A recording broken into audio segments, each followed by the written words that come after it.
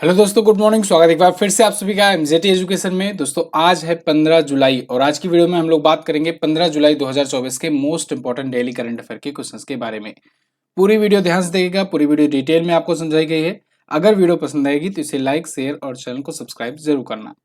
शुरुआत करेंगे रिवीजन से।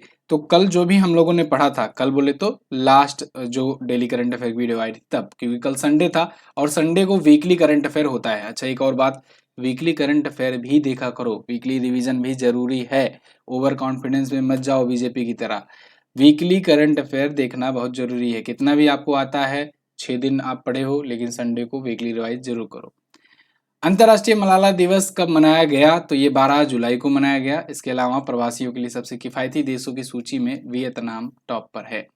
इसके अलावा उत्तर प्रदेश में सार्स स्क्रीन की आबादी बढ़कर 19,918 हो गई है। भारत में सबसे ज्यादा है किसी भी राज्य की अपेक्षा।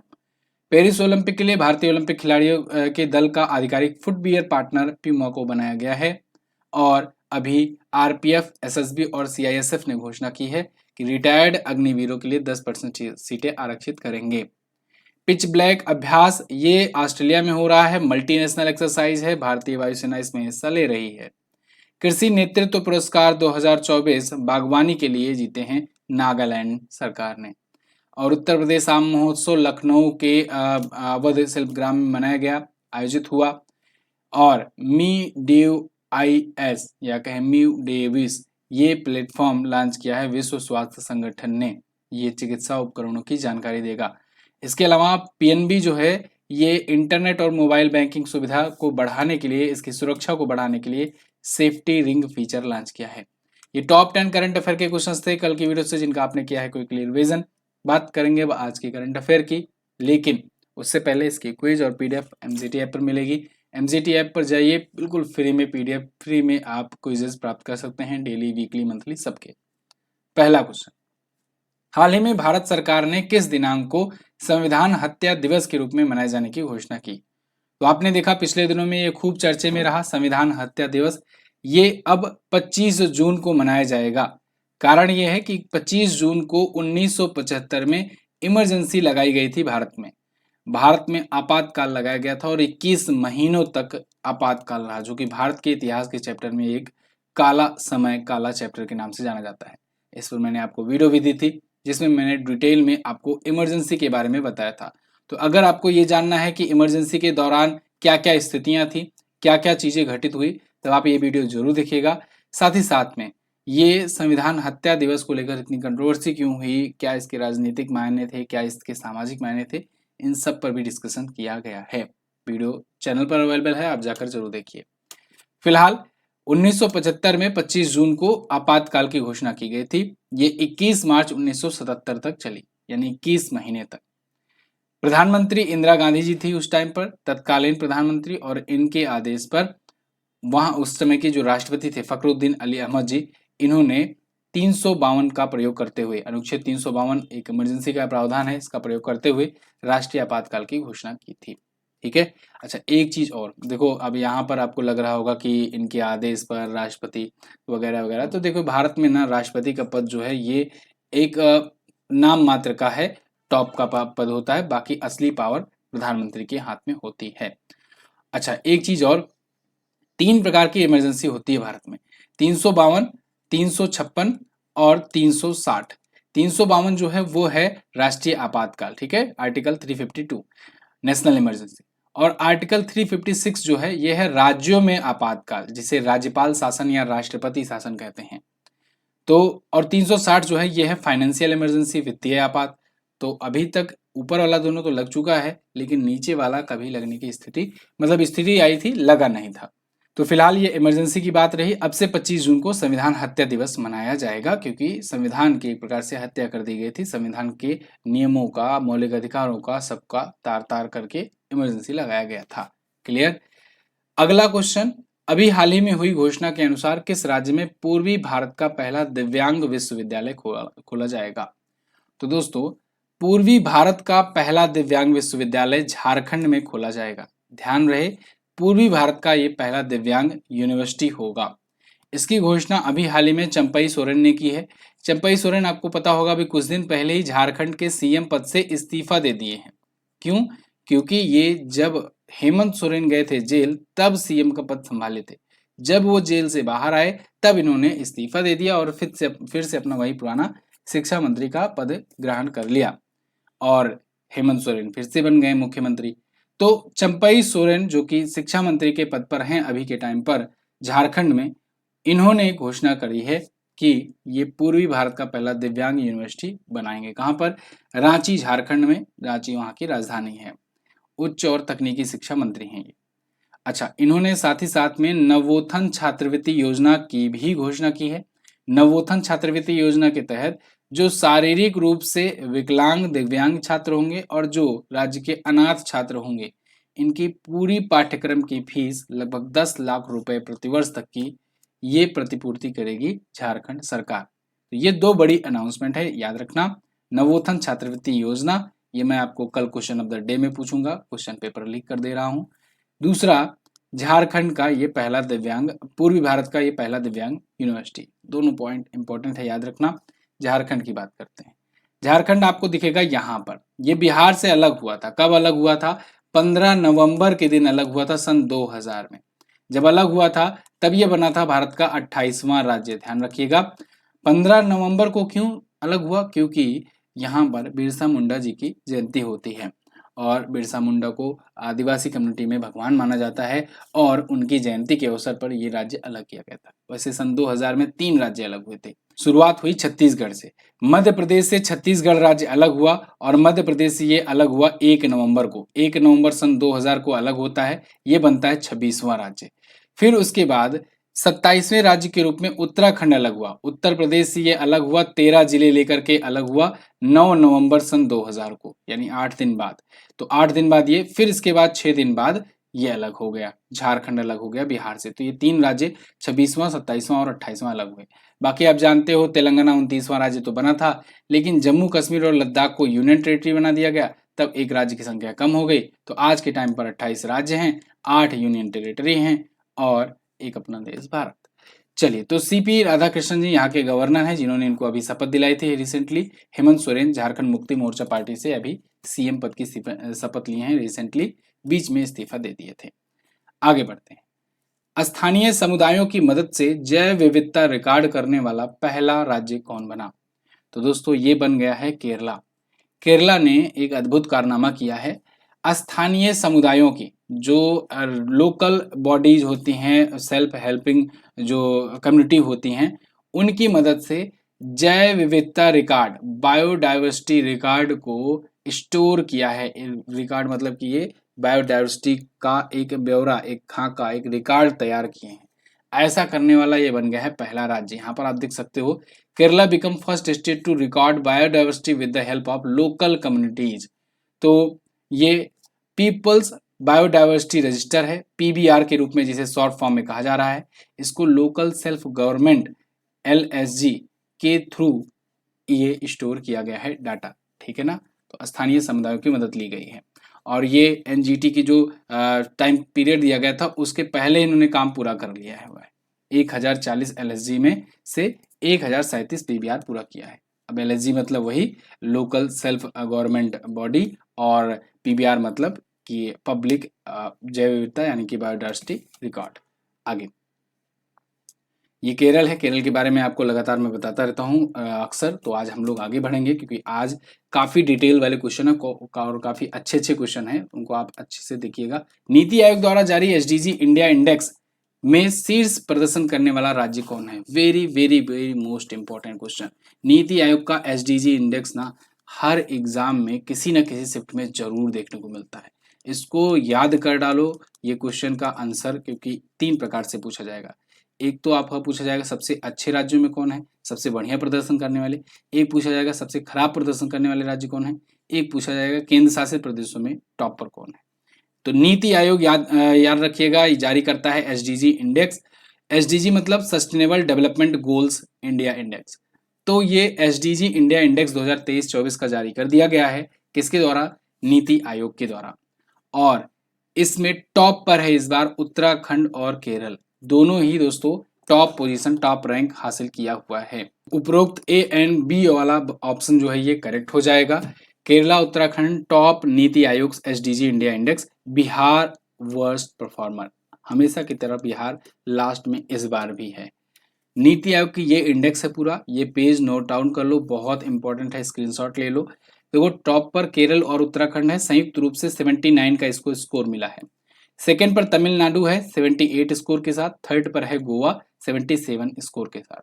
सबसे खराब प्रदर्शन करने वाले राज्यों में सबसे लास्ट पोजीशन पर है बिहार, इसको 53 स्कोर मिला है। सेकंड लास्ट पर है झारखंड, सबसे खराब प्रदर्शन करने वाले हैं ये।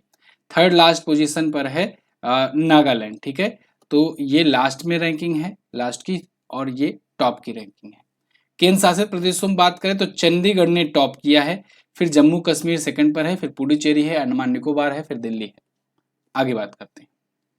हाल ही में किस राज्य सरकार ने स्कूलों के पास उच्च कैफीन वाले ऊर्जा पेय की बिक्री पर प्रतिबंध लगाया है? तो अभी महाराष्ट्र सरकार ने एक बहुत अच्छा डिसीजन लिया है कि स्कूलों के पास से जो हाई कैफीन वाले जो एनर्जी ड्रिंक हैं इनकी बिक्री पर प्रतिबंध लगा दिया है, बैन लगा दिया है। अब स्कूलों के आसपास 500 मीटर की रेडियस में कोई भी हाई एनर्जी वाला एनर्जी ड्रिंक हाई कैफीन मात्रा वाला नहीं बेच पाएगा। तो ये प्रतिबंध लगाया गया है इसलिए क्योंकि बच्चों में ये बहुत बुरा प्रभाव डालता है। मतलब आप देखो कि एक नियम है अभी वर्तमान में कि 1 लीटर कार्बोनेटेड या गैर कार्बोनेटेड जो ड्रिंक्स होते हैं उसमें 145 मिलीलीटर से 300 मिलीलीटर के बीच में ही कैफीन की मात्रा हो। लेकिन आजकल कहाँ रूल कौन फॉलो करता है? आप देखो पैकेट्स में जो भी मात्रा लिखी रहती है ना, अभी बहुत सारे ऐसे बीच में खुलासे हुए थे मसालों को लेकर के, चिप्स के पैकेट को लेकर के बहुत सारे ऐसे खुलासे हुए थे जिसमें पता लगा था कि जो पैकेट में जो उनकी क्वांटिटी लिखी रहती है एक्चुअल में जांच में पता चलता है कि उससे कहीं ज्यादा वो मात्रा में मिला करके रखते हैं। ऐसा वो इसलिए मिलाते हैं जिससे थोड़ा सा स्वाद बन सके, साथ ही साथ में एक दिमाग में एक जैसे रिकॉल वैल्यू बढ़ सके। रिकॉल वैल्यू मतलब समझ रहे हो, जैसे कि ये कैफीन है, कैफीन की मात्रा अगर बढ़ा देंगे तो आपका दिमाग जो है ना बार बार इसको मांगेगा। जैसे ठीक अभी देखो चाय पीने का मन करता है ना, जैसे अभी सुबह हुई है चाय पीने का मन करता है। ये क्यों करता है? इससे रिकॉल वैल्यू बढ़ रही होती है क्योंकि उस टाइम पर आपको वो कैफीन चाहिए होता है। ये एक नशा के रूप में आप समझ सकते हो, बहुत ही हल्का नशा। ऐसे ही जब ये इसमें मिलाया जाता है तो ये लोग भी मात्रा ज्यादा मिलाते हैं और इससे ये मस्तिष्क पर, तंत्रिका तंत्र पर यानी नर्वस सिस्टम पर डायरेक्टली असर दिखाती है। आगे चल करके सांस लेने की बीमारियां, हृदय से रिलेटेड बीमारियां, मानसिक सतर्कता, शारीरिक एनर्जी, इस सबसे रिलेटेड प्रॉब्लम्स होने लगती है और अगर ये बच्चों में होता है तो और ज्यादा बुरा प्रभावी होता है। तो आप भी अपने अपने बच्चों या अपने घर के जो बच्चे हैं उनको सतर्क कीजिए, उनको इस चीज के बारे में समझाइए। बहुत ज्यादा ये एनर्जी ड्रिंक के चक्कर में ना पड़े प्रचार देख करके, ठीक है। स्रिंग मतलब एनर्जी ड्रिंक, ये सब वाला चक्कर छोड़ दीजिए। घर का बढ़िया से जो भी पेय पदार्थ हो घर का पीजिए, पानी पीजिए ज्यादातर। महाराष्ट्र जो है ये आपको यहाँ पर दिख रहा है, मुंबई और नागपुर इसकी राजधानी है। महाराष्ट्र यहाँ पर मैप में आपको दिखेगा। एकनाथ शिंदे शिवसेना पार्टी से यहाँ के सीएम हैं। रमेश बैजी यहाँ के गवर्नर हैं। 36 जिले हैं, विधानसभा में 288 सीटें, लोकसभा में दूसरी सबसे ज्यादा, उत्तर प्रदेश के बाद दूसरी सबसे ज्यादा सीटें यहीं पर हैं 48। राज्यसभा में 19 सीटें यहाँ पर जाती है। लोनार लेक के बारे में अक्सर आपको बताता हूँ, याद रखना ये झील से क्वेश्चन बनेगा ही बनेगा। ये पिंक लेक के भी नाम से जानी जाती है, शैवाल के कारण इसका रंग पिंक होता है। अगला, किस राज्य के समुदाय प्रबंधित प्राकृतिक खेती एपीसीएनएफ ने गुलबेकियन पुरस्कार 2024 जीता? तो दोस्तों अभी आंध्र प्रदेश समुदाय प्रबंधित प्राकृतिक खेती असल में इसका पूरा नाम है ये, आंध्र प्रदेश समुदाय यानी कम्युनिटी प्रबंधित प्राकृतिक खेती, नेचुरल फार्मिंग करके पूरा नाम है इसका। इसने जीता है गुलबेकियन पुरस्कार। आंध्र प्रदेश की सरकार के द्वारा ये ऑपरेट किया जाता है तो इसीलिए आंध्र प्रदेश नाम में भी है इसके। तो एपीसीएनएफ जो है इसने गुलबेकियन पुरस्कार जीता है। प्राकृतिक खेती को बढ़ावा देने के लिए ये दिया जाता है, गुलबेकियन प्राइज फॉर ह्यूमैनिटी अवार्ड इसका पूरा नाम है। तो अभी जर्मनी की पूर्व चांसलर रह चुकी डॉक्टर एंजेला मार्केल ने ये पुरस्कार इनको दिया है लिस्बन पुर्तगाल में एक समारोह में। इस पुरस्कार को 3 विजेताओं ने जीता हुआ है, मतलब 3 संयुक्त विजेता हैं, उनमें से एक ये हैं। चूंकि ये भारत के इसलिए इंपॉर्टेंट हो जाता है। तो इनमें देखिए 3 विजेताओं में एक तो ये एपीसीएनएफ है यानी कि अपनी ये आंध्र प्रदेश समुदाय प्रबंधित प्राकृतिक खेती। दूसरा अमेरिका के प्रसिद्ध मृदा वैज्ञानिक डॉक्टर रतनलाल जी हैं। तीसरा एक और संस्था है SEKEM, सिकम। तो इसने जीता है। तो 1 मिलियन का पुरस्कार जो है 1 मिलियन यूरो का, ये तीनों में बटेगा। ओके, चलिए। और ये एपीसीएनएफ की बात करें तो रैथू साधिकार संस्था के द्वारा आयोजित मतलब कॉपरेट किया जाता है और इसे दुनिया की सबसे बड़ी एग्रीकल्चर इकोसिस्टम प्रोग्राम माना जाता है। सबसे ज्यादा किसान यहाँ पर एक साथ काम करते हैं। अब आंध्र प्रदेश आया है, आंध्र प्रदेश के बारे में जानो। चंद्रबाबू नायडू, ये टीडीपी पार्टी से दोस्तों, तेलुगु देशम पार्टी से नए मुख्यमंत्री बने हैं। पार्टी का नाम याद रखना, अभी रिसेंटली ये नए मुख्यमंत्री बने हैं, तो यहाँ से पूछा जा सकता है आपसे। अमरावती इन्होंने घोषित कर दी है राजधानी भी। आंध्र प्रदेश यहाँ पर आपको मैप में दिख जाएगा। जस्टिस एस अब्दुल नजीर यहाँ के गवर्नर हैं। विधानसभा में 175 सीटें हैं, लोकसभा में 25, राज्यसभा में 11 सीट है। कुलेरू झील, पुलकट झील, ये प्रमुख झीलें हैं यहाँ पर। कुचिपुड़ी पुड़ी ये प्रमुख लोक नृत्य है, कई बार एग्जाम में पूछा गया है। ये इंपॉर्टेंट क्वेश्चन है। अब किस एआई मॉडल ने दुनिया की पहली मिस एआई ब्यूटी पेजेंट का खिताब जीता? बहुत ही मतलब ये सोचने वाली बात है, इंटरेस्टिंग बात है, ये जमाना कहाँ से कहाँ पहुंच गया है। देखिए, अब दुनिया में पहली बार मिस एआई ब्यूटी पेजेंट का आयोजन हुआ और इसको जीता केंजा लेली ने। मतलब समझ रहे हो, मिस एआई यानी artificial intelligence based beauty models थी। दुनिया भर की 1500 ऐसी ब्यूटी मॉडल्स जो आर्टिफिशियल इंटेलिजेंस तौर पर बनाई गई थी। मतलब ये सभी वर्चुअल मॉडल हैं, इनमें कोई एक भी कोई पर्सन एग्जिस्ट नहीं करता है पृथ्वी पर। ये वर्चुअल मॉडल थी और इनका एक ब्यूटी पेजेंट हुआ। 1500 ऐसे मॉडल्स इसमें आई थी, जिसमें से जीता है केंजा लेली ने। केंजा लेली मोरक्को की रहने वाली हैं, ये आपको दिख रही हैं। अब आप देखो, ये भूल जाओ आपकी जो मैंने बोला एआई मॉडल हैं या आर्टिफिशियल इंटेलिजेंस है, वर्चुअल हैं, एग्जिस्ट नहीं करती हैं। आपको देख करके लगेगा ही नहीं कि ये ऐसी पर्सन नहीं हो सकती हैं या ऐसी पर्सन पृथ्वी पर एग्जिस्ट नहीं कर रही हैं। और हाँ, इंटरेस्टिंग बात यह है कि इस चेहरे वाली कोई है भी नहीं। मतलब आपको चेहरा भी दिख रहा है, सिमिलर भी लग रहा है कि हाँ ये पृथ्वी पर रहने वाले हैं, लेकिन कोई दूसरा इनके चेहरा जैसा नहीं है। ये है आर्टिफिशियल इंटेलिजेंस का कमाल। तो ये मोरक्को की रहने वाली हैं केंजा लेली, जिन्होंने ये मिस एआई का खिताब जीत लिया है। पहली बार आयोजित हुआ miss world AI beauty pageant, इसको इन्होंने जीत लिया। क्या भारत की तरफ से रिप्रेजेंटेटिव थे? बिल्कुल, भारत की तरफ से ये रिप्रेजेंट कर रही हैं। अब आप कहोगे यार ये भी भारतीय लग रही हैं और कोई हीरोइन की तरह लग रही हैं। बिल्कुल, लेकिन ऐसा यकीन मानिए कोई नहीं है। तो ये जारा सतवारी हैं।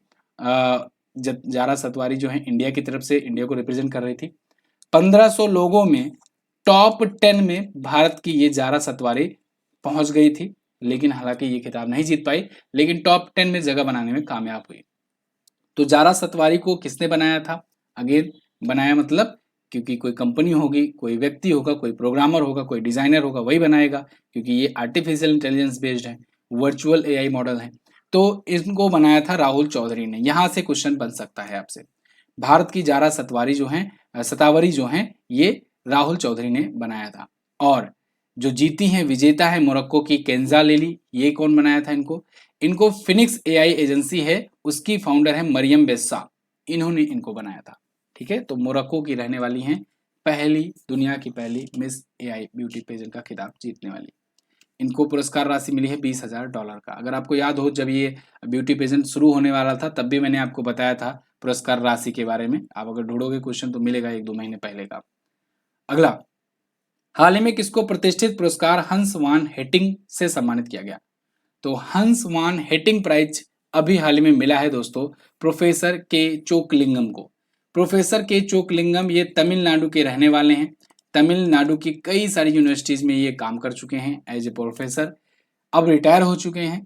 रिटायर होने के बाद, क्योंकि ये विक्टिमोलॉजी पर ये रिसर्च वगैरह करते थे, इस पर इन्होंने बहुत सारी बुक्स लिखी, बहुत सारे लेख भी लिखे अपने।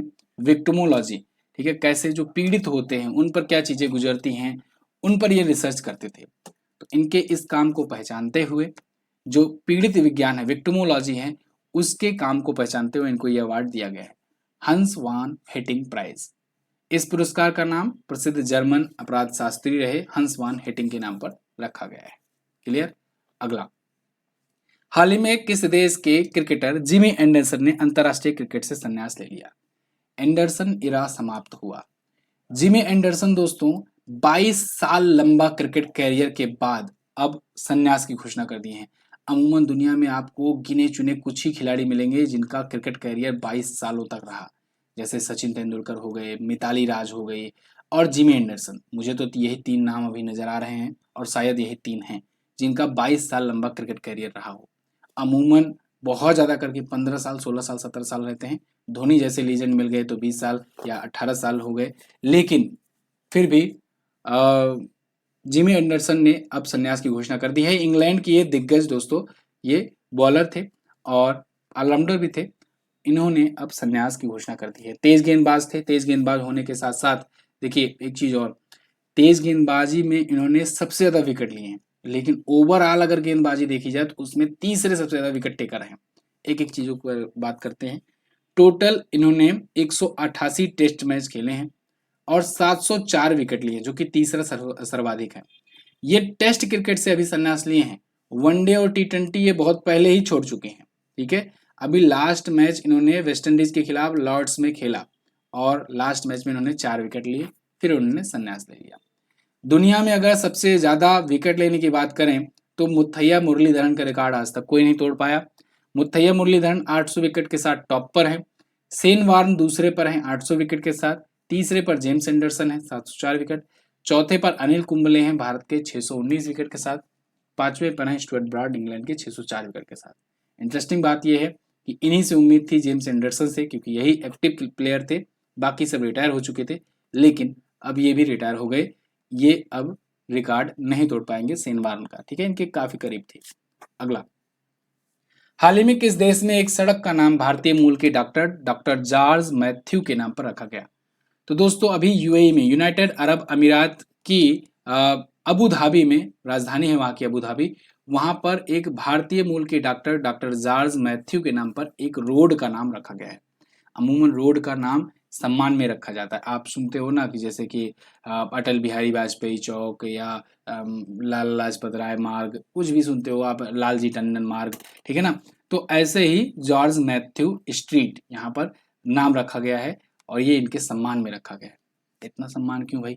सम्मान इसलिए क्योंकि ये डॉक्टर थे और ये शाही परिवार के डॉक्टर थे। वहां पर शेख तहनून बिन मोहम्मद बिन खलीफा अल नहयान थे और उनके शाही परिवार में ये फैमिली डॉक्टर थे। तो इन्होंने जो भी वहां पर किया, योगदान दिया अपना, इसके लिए इनके योगदान को पहचानते हुए वहां की नगर पालिका और परिवहन विभाग ने यूएई के दूरदर्शी लोगों का सम्मान स्मारक सड़कें परियोजना के तहत इनके नाम एक रोड का नाम कर दिया है। ठीक है, ये मूल रूप से केरल के पथानामथिट्टा के थम्पामोन से रहने वाले हैं और यूएई में रहते हैं। ओके, तो ये थे टॉप 10 करंट अफेयर के क्वेश्चन आज के दिन से। आई होप आपको वीडियो पसंद आई होगी। अगर पसंद आई है साथियों तो लाइक जरूर कर दिया करो। आपके लाइक करने से ना वीडियो रिकमेंड होती है। वीडियो को लाइक करोगे, अगर शेयर करोगे अपने साथियों के साथ, तो ये वीडियो और ज्यादा लोगों के पास पहुंचेगी, जो कि आप नहीं चाहते हो मुझे पता है, लेकिन फिर भी शेयर कर दिया करो मेरे लिए यार। ठीक है, चलिए फिलहाल ये सामान्य विज्ञान की ई बुक है, अगर आप इन्हें लेना चाहते हैं तो ले सकते हैं इस नंबर पर व्हाट्सएप करके।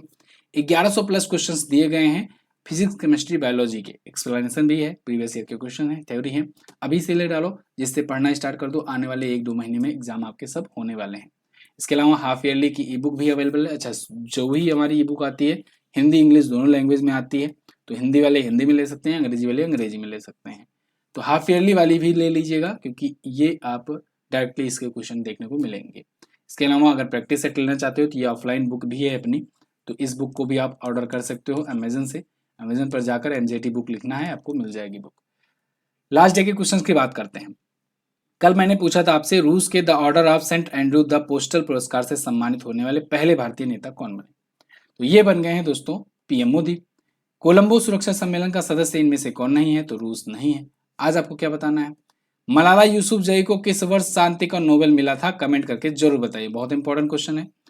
दूसरा, प्रवासियों के लिए सबसे किफायती देशों की सूची में भारत किस स्थान पर? ये भी बता दीजिए, सबसे किफायती देशों की सूची में भारत किस स्थान पर है। बहुत बहुत धन्यवाद यहाँ तक वीडियो देखने के लिए। पीडीएफ आपको टेलीग्राम पर मिल जाएगी और पीडीएफ और क्विज एमजेटी ऐप पर मिल जाएगा, तो एमजेटी ऐप भी आप डाउनलोड करके रखो, टेलीग्राम ग्रुप भी ज्वाइन करके रखो। मैं मिलता हूँ अगली वीडियो में, तब तक के लिए नमस्कार, जय हिंद, वंदे मातरम।